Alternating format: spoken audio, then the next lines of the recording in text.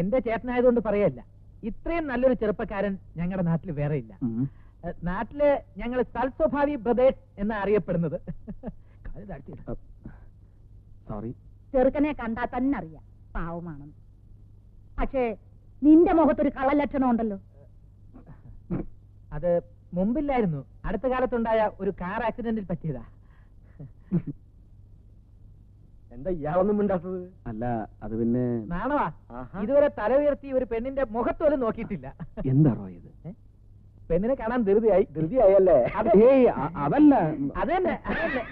ഞാൻ പോയി വിളിച്ചോണ്ട് വരാം. അതെ, പെണ്ണ് വരുമ്പോ ചോദ്യങ്ങളൊക്കെ ഞാൻ ചോദിച്ചോളാം.